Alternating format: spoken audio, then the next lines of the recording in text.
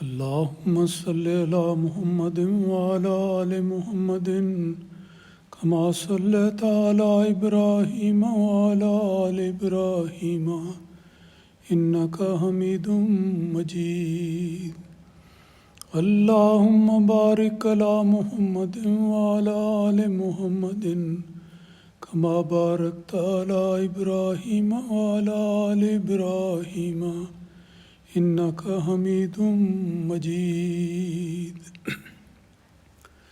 رمضان المبارک کے ببرکت ایام میں درس حدیث کا سلسلہ جاری ہے. رسول مقبول صلی اللہ علیہ وسلم کی احادیث ایک بہت ہی وسیع سمندر کی طرح ہیں جن میں بے شمار ہدایات اور جواہرات بھرے ہوئے ہیں. آج کے درس میں چند احادیث آپ کی خدمت میں پیش کروں گا. اس میں سب سے پہلی حدیث جو ایک مجموعے سے لی گئی ہے اس کے الفاظ ہیں کہ رسول پاک صلی اللہ علیہ وسلم نے ایک موقع پر ارشاد فرمایا. یہ حدیث کتاب بخاری سے لی گئی ہے کہ انما الاعمال بالنیات وانما لکل امرئ ما نوی فمن كانت ہجرته الی دنیا یصیبها او امرأۃ ینکحها فہجرته الی ما ہاجر الیہ. یہ حدیث اس عمر میں ذکر کرتا ہوں کہ جس میں نبی اکرم صلی اللہ علیہ وسلم نے مختصر الفاظ میں بہت سارے مضامین کو اکٹھا کر دیا ہے. اور آپ نے اپنی ایک حدیث میں بھی فرمایا کہ مجھے اللہ تعالیٰ کی طرف سے جوامع الکلم عطا کیے گئے ہیں، یعنی ایسے اعمال اور ایسی اعمال کی مجھے اطلاع دی گئی ہے جس میں تھوڑے کلمات ہیں لیکن مضمون بہت زیادہ ہے. بہت مختصر الفاظ میں وسیع مضامین بیان کرنے کا ملکہ اللہ تعالیٰ نے رسول پاک صلی اللہ علیہ وسلم کو عطا فرمایا تھا. اسی کی ایک مثال احادیث میں ملتی ہے. یہ حدیث بھی اس میں ہے جس کے پہلے الفاظ یہ ہیں کہ انما الاعمال بالنیات، کہ اعمال کا دار و مدار نیتوں پر ہوتا ہے.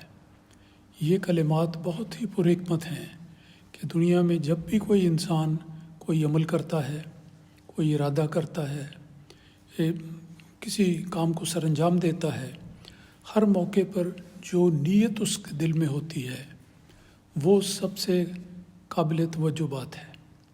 اور نیتوں پر اعمال کا انحصار ہے.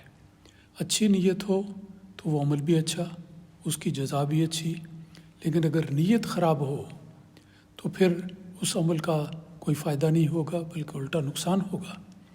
تو بنیادی طور پر یہ ایک اصول اس حدیث میں سب سے پہلے بیان ہوا ہے کہ انما الاعمال بالنیات، کہ اعمال کا دار و مدار نیتوں پر ہوتا ہے. پھر اس کے بعد رسول اکرم صلی اللہ علیہ وسلم نے اس کی تشریح بھی فرمائی ہے اور 3 مثالیں بھی بیان فرمائی ہیں. فرمایا آپ نے کہ ہر انسان کے اعمال کا دار و مدار نیتوں پر ہوتا ہے اور ہر انسان کو اسی کے مطابق بدلہ ملتا ہے جو اس نے ارادہ کیا ہو. اب یہ دیکھیں، ایسی بات ہے جو ہمیشہ یاد رکھنے والی ہے کہ انسان کو اپنی نیت ہمیشہ پاک اور ستھری رکھنی چاہیے، کیونکہ نیت پر اعمال کا انحصار ہے اور اعمال کے نتیجے میں جو بدلے ملتے ہیں وہ بھی اسی کی صحیح نیت پر ان کا انحصار ہوتا ہے. تو رسول پاک صلی اللہ علیہ وسلم نے فرمایا کہ ہر انسان کو اسی کے مطابق بدلہ ملتا ہے جو اس نے ارادہ کیا ہے. بس جس شخص کی ہجرت دنیا کی طرف ہو تا اسے دنیا حاصل کر لے، یا کسی عورت کی طرف تاکہ اس سے شادی کر لے، تو اس کی ہجرت خدا تعالیٰ کے لیے نہیں بلکہ اس چیز کے لیے ہوگی جس کی طرف اس نے ہجرت کی ہے. یہ 2 مثالیں بھی دے کر نبی اکرم صلی اللہ علیہ وسلم نے پوری طرح واضح فرما دیا کہ انسان کو ابتدا سے ہی ہر فعل سے پہلے، ہر کام کرنے سے پہلے سچی صحیح نیت اور پاک نیت رکھنی چاہیے. جس قسم کی نیت ہوگی اسی قسم کا اس کو ثواب ملے گا۔ تو آپ نے مثال ایک یہ دی ہے کہ اگر کسی شخص نے ایک جگہ سے یا ایک ملک سے ہجرت کر کے دوسری جگہ جانا ہے، مثال کے طور پہ اکثر ہوتا ہے کہ لوگ ایک ملک کو چھوڑ کر دوسرے ملک میں چلے جاتے ہیں، دیکھنا چاہیے کہ اس کی ہجرت کا مقصد کیا ہے۔ اگر یہ ہو کہ اس ملک میں جہاں میں رہتا ہوں میرے لیے دین پر عمل کرنا مشکل ہے، میں باہر چلا جاؤں تو وہاں پر سہولت سے میں کھل کر اپنے دین پر عمل بھی کر سکوں گا اور دین کی تبلیغ بھی کر سکوں گا، اس پاک نیت کے ساتھ اگر کوئی انسان ہجرت کرتا ہے اور دوسرے ملک چلا جاتا ہے اور پھر اس سچی نیت پر قائم رہتا ہے تو پھر اس کو بے انتہا اجر اور ثواب ملے گا۔ اسی طرح ایک دنیاوی ضرورت، لوگ سمجھتے ہیں بعض صورتوں میں کہ اگر ایسی جگہ چلا جاؤں جہاں فلاں قسم کی عورت ہے جس کو وہ جانتا ہے، اس کے ساتھ اس کی شادی ہو جائے گی، تو اس لیے وہ ہجرت کرنا چاہتا ہے۔ تو ایک دنیاوی امر کے لیے اس نے اگر ہجرت کا ارادہ کیا ہے تو وہ چیز تو اس کو مل سکتی ہے، لیکن اللہ تعالیٰ کے فضل اور انعامات نہیں ملیں گے۔ تو اس لیے ان الفاظ پر اگر غور کیا جائے تو ہمیں اچھی طرح جان لینا چاہیے کہ ہر کام کرنے سے پہلے اس کے لیے نیک نیت ہونی چاہیے، اور ہر کام اللہ تعالیٰ کے لیے ہونا چاہیے، اللہ تعالیٰ کی رضا کی خاطر ہونا چاہیے۔ اس طریق پر اگر انسان عمل کرے تو پھر اللہ تعالیٰ کی طرف سے اس کی صحیح جزا ملتی ہے۔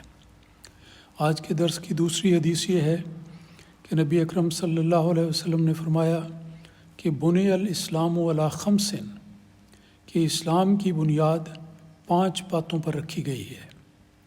اور 5 باتیں کون سی ہیں؟ شہادت ان لا الہ الا اللہ، پہلی یہ ہے کہ اس بات کی شہادت دی جائے اور گواہی دی جائے کہ اللہ تعالیٰ کے سوا کوئی اور ہستی پرستش کے قابل نہیں، اور پھر وَأَنَّ مُحَمَّدًا رسول اللہ، اور پھر یہ کہ نبی اکرم صلی اللہ علیہ وسلم اللہ تعالیٰ کے رسول ہیں۔ وَإِقَامِ الصَّلَاةِ، اور نماز کا قائم کرنا، وَإِيتَاءِ الزَّكَاةِ، اور زکوٰۃ کا دینا، وَالْحَجِّ، اور حج کا فریضہ ادا کرنا، وَصَوْمِ رمضان، اور رمضان کے روزے رکھنا۔ اس حدیث میں 5 ایسی باتیں بیان کی گئی ہیں کہ جن پر اسلام کی بنیاد رکھی گئی ہے۔ پہلی کلمہ توحید ہے، جس کا خلاصہ یہ ہے کہ اللہ تعالیٰ کے سوا کوئی اور خدا نہیں، اور دوسرا یہ کہ رسول اکرم صلی اللہ علیہ وسلم اللہ تعالیٰ کے سچے برگزیدہ سب سے اعلیٰ اور افضل رسول ہیں۔ یہ بات عقیدے سے تعلق رکھتی ہے، دونوں باتیں، اور پھر اس عقیدے کو اپنے عمل کے ذریعے ظاہر کرنے کے لیے کچھ عملی اقدامات ہیں جو کرنے ہوتے ہیں۔ ان میں سب سے پہلے اور سب سے مقدم اقامت صلاۃ ہے۔ یہ اسلام کا ایک بنیادی حکم ہے جس کی قرآن مجید میں بار بار تاکید آتی ہے، اور احادیث میں بھی اس کا ذکر آتا ہے۔ حضرت مسیح موعود علیہ الصلوۃ والسلام نے بھی اپنے کلمات میں، اپنی کتابوں میں، ملفوظات میں بڑی کثرت کے ساتھ اس بات کا ذکر کیا، بلکہ اپنی کتاب کشتی نوح میں، جہاں آپ نے اپنے ماننے والوں کے لیے تعلیم کے اسباق بیان کیے ہیں، وہاں پر آپ نے فرمایا کہ جو شخص 5 گانا نماز کا التزام نہیں کرتا وہ میری جماعت میں سے نہیں ہے۔ اس جگہ پر بھی دیکھیں لفظ اقام صلاۃ اقام الصلاۃ ہے، اقامت صلاۃ کا ذکر ہے۔ اقامت کہتے ہیں کسی گری پڑی چیز کو سیدھا کرنا اور صحیح جگہ پر قائم کر دینا۔ جیسے مثال دی جاتی ہے کہ اگر گھروں کے باہر کوئی باڑ لگی ہوئی ہے اور اگر تیز آندھی آئے، باڑ کبھی ایک طرف کو جھک جائے یا گر جائے تو اس گری ہوئی باڑ کو کھڑا کرنا، اس کو اقامت کہتے ہیں۔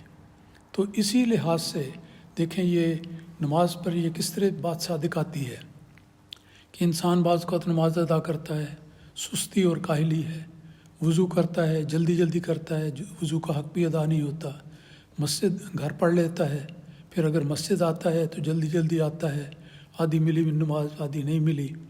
تو یہ باتیں ساری کمزوریاں ہیں۔ ان کمزوریوں کو دور کرتے ہوئے اقامت صلاۃ کا اہتمام کرنا یہ اصل نیکی ہے، اور یہ گویا اسلام کی بنیادوں میں سے ایک بنیاد ہے۔ اور پھر فرمایا وَإِيتَاءِ الزَّكَاةِ، تفصیل کا زیادہ موقع نہیں، میں اشارے کرتا جا رہا ہوں۔ اور دوسری بات فرمائی کہ وہ ایتاء زکوٰۃ ہے، جو لوگ صاحب نصاب ہیں اور جن پر زکوٰۃ فرض ہے ان کے لیے لازم ہے کہ زکوٰۃ ادا کریں، اور یہ ایک ایسا فریضہ ہے جو دراصل اسلام کی بنیاد بن جاتا ہے۔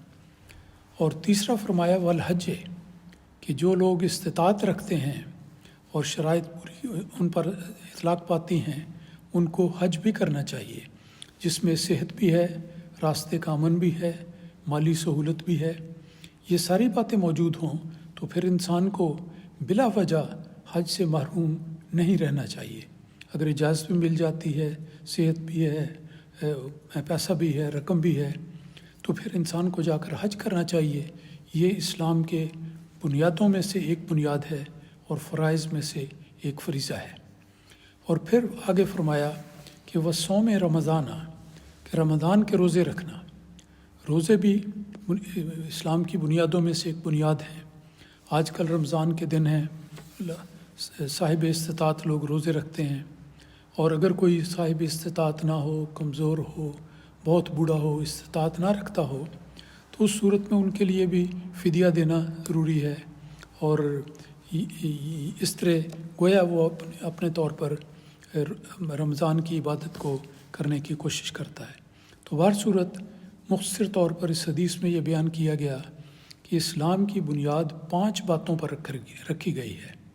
نمبر 1 یہ کہ گواہی دینا کہ اللہ تعالیٰ کے سوا کوئی اور ہستی پرستش کے قابل نہیں ہے، نیز یہ کہ حضرت محمد رسول اللہ صلی اللہ علیہ وسلم اللہ تعالیٰ کے پیغمبر ہیں، خاتم النبیین ہیں۔